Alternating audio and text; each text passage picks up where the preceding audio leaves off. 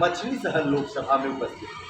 आपसे बता दूं कि आज हमारे साथ भाजपा मलियाहों के मंडल अध्यक्ष राजेश सिंह, कोषाध्यक्ष शिवशंकर गुप्ता जी और पंकज केसरी जी और हमारे चाचा जी है यहाँ पर, वो भी यहाँ पर उपस्थित हैं। और जैसा कि आपको पता ही होगा कि इस समय चुनावी गहमागहमी लोकसभा 2024 का बड़ी ही चरम सीमा पर। जैसा कि मैं आपको बता दूँ कि पहले इतनी गर्मी थी और जब ये चुनाव आया, चुनाव की गर्मी और मौसम की गर्मी आपस में टकरा गए और आज 2 दिन से मौसम ऐसा हो गया है कि जिसकी कल्पना आप हम नहीं कर सकते। ऐसे में मैं भाई राजेश सिंह से सबसे पहले तो आप हमारे चैनल में आपने समय दिया, आपका धन्यवाद करता हूं। और राजेश जी ये बताइए, आगामी लोकसभा 2024 का जो चुनाव है, इसको लेकर के आपकी पार्टी ने प्रत्याशी किसको बनाया है, क्या रणनीतियाँ हैं, आप किस प्रकार से इस चुनाव को देख रहे हैं? बहुत बहुत धन्यवाद। देखिए, भारतीय जनता पार्टी का जो कार्यकर्ता होता है, मैं भी भारतीय जनता पार्टी का कार्यकर्ता हूँ। हमारा प्रत्याशी हमारे पास कोई भी होगा, व्यक्ति कोई भी आए, जिन्हें सिर्फ नेतृत्व तय करके भेजेगा, उनके साथ हम चुनाव अभियान में लगेंगे। और हमारा मत भारतीय जनता पार्टी के कार्यकर्ताओं का, प्रत्येक कार्यकर्ताओं का मत कमलपुर को भी जाता है। व्यक्ति कोई भी हो, यह सिर्फ नेतृत्व का विषय है। क्या लगता है सर, 2024 का चुनाव आपकी पार्टी को कहाँ तक ले जाएगा? क्या इस बार जो तीसरी बार, क्या जो लोग सोच रहे हैं कि प्रधानमंत्री के रूप में नरेंद्र मोदी को तीसरी बार सीट मिलेगा, क्या ऐसा संभव आपको लग रहा है? आप भी क्षेत्र में बहुत घूमते होंगे सर। देखिए भाई साहब, इसमें कोई संदेह नहीं है। देश के यशस्वी प्रधानमंत्री आदरणीय नरेंद्र मोदी जी की गारंटी, मोदी जी की गारंटी पूरे देश में चल रही है। और इस बार लोकसभा के चुनाव में सारे रिकॉर्ड ध्वस्त होंगे और भारतीय जनता पार्टी एनडीए गठबंधन 400 सीटों का आंकड़ा पार करेगी। नहीं, ऐसा विपक्ष कह रही है कि जो मोदी की गारंटी है वो तो फेल हो रहा है और 2024 में यूपी में जो है उनका जो है बहुत कम सीट आएगी। जबकि अभी हाल में ही मुख्यमंत्री योगी आदित्यनाथ जी का जनपद जौनपुर में दौरा हुआ था, उसमें उन्होंने कहा था कि हम 80 में 80 सीटें लाएंगे, लेकिन विपक्ष कह रही है कि यूपी में उनका सफाया होने वाला है। देखिए, विपक्ष के पास कोई मुद्दा नहीं है और विपक्ष तथ्यहीन और आधारहीन बात बौखला कर, वो बौखलाहट में ऐसा बयान दे रहे हैं। जन कल्याणकारी योजनाएं जो हमारे केंद्र में देश के यशस्वी प्रधानमंत्री आदरणीय श्री नरेंद्र मोदी जी के नेतृत्व में चल रही है, उत्तर प्रदेश के यशस्वी मुख्यमंत्री आदरणीय योगी आदित्यनाथ जी के नेतृत्व में चल रही है, उससे पूरे देश की जनता, पूरे प्रदेश की जनता संतुष्ट है। और सभी ने मन बना लिया है कि पुनः एक बार फिर से देश के प्रधानमंत्री जी को, पुनः जो है मोदी जी को प्रधानमंत्री बनाना है। इसमें कोई संदेह ही नहीं। सर, इस समय जनता के मन में एक और सवाल उठ रहा है कि जनपद जौनपुर की दोनों लोकसभा सीटों पर अभी तक न तो भारतीय जनता पार्टी ने और न तो सपा ने, क्या कारण हो सकता है सर कि आचार संहिता भी लग गया, चुनाव डेट भी घोषित हो गया, कितने चरण में चुनाव होना है और अभी तक ये दोनों पार्टियां अपने प्रत्याशी को जमीन पर नहीं उतार रही हैं? प्रत्याशी, आपने दोनों लोकसभा का बात किया है, आपको भी है, आपको पता होगा कि जौनपुर सदर से माननीय कृपा शंकर सिंह जी को प्रत्याशी घोषित कर दिया गया है। मछली शहर में अभी तक हमारी पार्टी ने किसी को प्रत्याशी नहीं बनाया है। ये हमारे शीर्ष नेतृत्व का विषय है। अब ये घोषणा कब होगी, ये हमारा शीर्ष नेतृत्व जाने। और विपक्ष की बात नहीं करता। कहीं ऐसा तो नहीं लग रहा है सर कि विपक्ष अपनी पार्टी उतारे, अपना प्रत्याशी उतारे, उसी को देखते हुए फिर मैं अपना प्रत्याशी उतारूँ, ऐसा तो नहीं भारतीय जनता पार्टी सोच रही? नहीं, ऐसा कुछ नहीं है। भारतीय जनता पार्टी जो है इस इच्छा में नहीं है, बिल्कुल नहीं है। हम अपना प्रत्याशी घोषित करेंगे और ये हमारा नेतृत्व करेगा, इसके लिए वो इंतजार की कोई बात नहीं।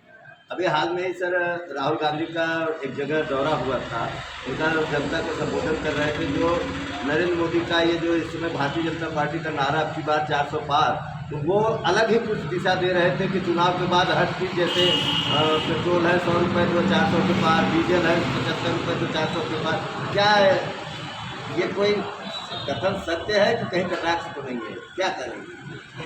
आप पत्रकार साथी हैं और आप चारों तरफ घूम रहे हैं, तो पूरी तरह से जो है बौखलाए हुए व्यक्ति हैं और उनको देश की जनता सीरियस लेती ही नहीं है, क्योंकि वो सीरियस है ही नहीं और वो, उनके पास कोई मुद्दा नहीं है, ना कोई आधार है। वो एकदम तथ्यहीन बात करते हैं, जबकि ऐसा कुछ नहीं है। देश में विकास की प्रक्रिया पे जिस तेज़ी से विकास का कार्य हो रहा है पिछले 10 सालों से, उससे पूरा देश संतुष्ट है। क्या ऐसा कोई काम आपके पार्टी द्वारा, आपके शीर्ष नेतृत्व द्वारा अपने हिंदुस्तान में कराया गया जिसको लेकर के आप मैदान में उतर गए? योजनाएं और कार्य तो इतने हैं पत्रकार महोदय कि मैं गिनाना शुरू करूंगा तो आप घंटे घंटे थक जाएंगे, लेकिन प्रमुख रूप से जो चीज़ें भारतीय जनता पार्टी की घोषणा में थी 2014 के चुनाव में, जो भारतीय जनता पार्टी का घोषणा पत्र था उसे आपने भी पढ़ा होगा, वो आपके भी ध्यान में होगा।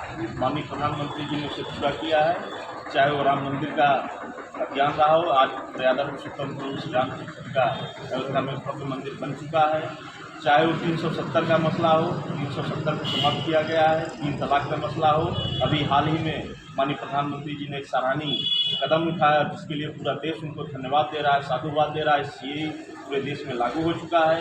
ये सारी चीज़ें जो प्रमुख रूप से हैं, बाकी निचले पायदान पे अंतिम व्यक्ति के उदय के लिए जो कार्य करना था उसमें कोई बिंदु और कोई क्षेत्र अछूता नहीं है जिसमें हमारे प्रधानमंत्री जी ने अपना ध्यान न दिया हो, चाहे वो घर घर शौचालय की योजना हो, चाहे बेटी पढ़ाओ बेटी बचाओ अभियान रहा हो, तमाम ऐसी योजनाएं हैं, चाहे प्रधानमंत्री आयुष्मान कार्ड की तरह स्वास्थ्य का हो, कोई भी ऐसा क्षेत्र माताओं बहनों के लिए जो समस्याएं धुएं से चूल्हे पे खाना बनाने में होती थी, हर घर उज्ज्वला योजना के तहत गैस पहुंचाने का कार्य हो, कोई भी हमारे किसान भाइयों के लिए, नौजवानों के लिए, विद्यार्थियों के लिए कोई ऐसा क्षेत्र नहीं बचा है जहां पर उनकी चिंता प्रधानमंत्री जी ने न किया और उनके विकास के लिए कार्य न किया।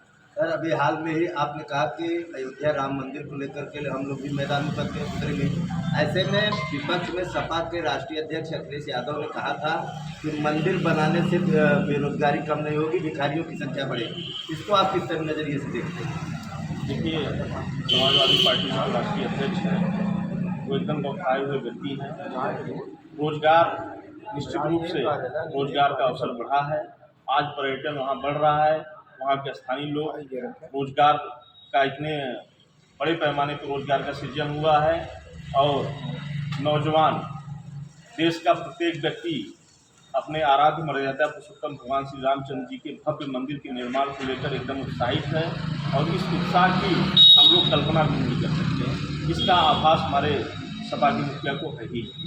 सर, अब तो चुनाव नज़दीक धीरे धीरे आ ही रहा है, एक एक दिन कम ही हो रहा है। ऐसे में आप अपने लोकसभा और उसके बाद पूरे हिंदुस्तान की जनता को आगामी 2024 के लोकसभा चुनाव के लिए कुछ संदेश देना चाहेंगे? जी बिल्कुल, आपके चैनल के माध्यम से मैं सभी देशवासियों से अपील करूंगा कि आगामी चुनाव में भारतीय जनता पार्टी के पक्ष में मतदान करें और प्रधानमंत्री नरेंद्र मोदी जी को मजबूत करें ताकि ये पिछले कार्यकाल में और भी जो देश में तमाम ऐसे मुद्दे हैं जिनको अभी भी सुलझा लेना बहुत आवश्यक है, वो सारे मुद्दे सुलझें। मैं यही अपने पूरे देशवासियों से अपील करूँगा, यही निवेदन करूँगा।